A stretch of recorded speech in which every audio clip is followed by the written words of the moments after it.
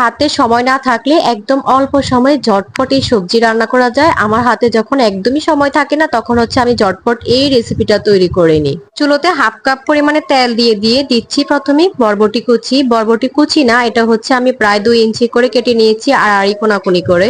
বরবটিটাকে হালকা 1 মিনিটের মতো ভেজে এরপর এখানে দিয়ে দিচ্ছি হচ্ছে পেঁপে স্লাইস। এগুলো আমি সবগুলোকে স্লাইস করে কেটে নিয়েছি। এরপরে দিয়ে দিচ্ছি হচ্ছে গাজর। এবার হচ্ছে এগুলোকে হাই ফ্লেমে হচ্ছে 4 থেকে 5 মিনিট ভেজে নিব।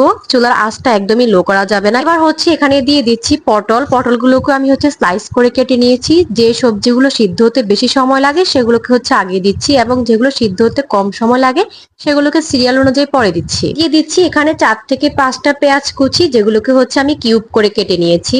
এবার এখানে দিয়ে দিচ্ছি 1 চা চামচ পরিমাণে রসুন বাটা এবং 1 চা চামচ পরিমাণে দিয়ে দিচ্ছি হচ্ছে আদা বাটা। এটা দেওয়ার কারণ হচ্ছে যেহেতু আমরা বাঙালি, সবজির যে কাঁচা স্মেল থেকে যায় সেদ্ধ হওয়ার পরে সেটা আমরা নিতে পারি না, তাই হচ্ছে এটা দিয়ে দিয়েছি।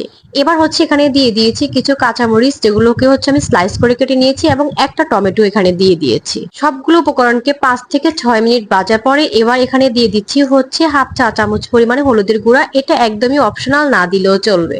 এবার হচ্ছে এখানে আপনি স্বাদ মতো লবণ, জিরার গুঁড়া, যে সব মশলাগুলো আপনার ভালো লাগে সেগুলো সবকিছু এখানে দিয়ে দিবেন। হাতের কাছে চিকেন থাকলে সেটাও দিয়ে দিবেন এবং হচ্ছে এখানে 1 চা চামচ পরিমাণে সয়া সস দিয়ে দিবেন। সব রকম গুঁড়ো মশলা দিয়ে দেওয়ার পরে এবার হচ্ছে এখানে দিয়ে দিচ্ছি পর্যাপ্ত পরিমাণে পানি। পানিটা হালকা কুসুম গরম থাকতে হবে। হাই ফ্লেমে রেখে হচ্ছে 10 থেকে 15 মিনিট সেদ্ধ হওয়ার পরে এবার হচ্ছে এখানে ধনিয়া পাতা কুচি দিয়ে দিচ্ছি। যাদের কাছে লেমন ফ্লেভার ভালো লাগে তারা হচ্ছে এই পর্যায়ে 1 চা চামচ পরিমাণে লেবুর রস দিয়ে দিতে পারেন। সবজির সাথে ঝোলটাকে ঘন করার জন্য এবার হচ্ছে আমি এখানে 2 চা চামচ পরিমাণে কর্নফ্লাওয়ারকে সুন্দর করে পানিতে গুলিয়ে সবজির সাথে দিয়ে দিয়েছি।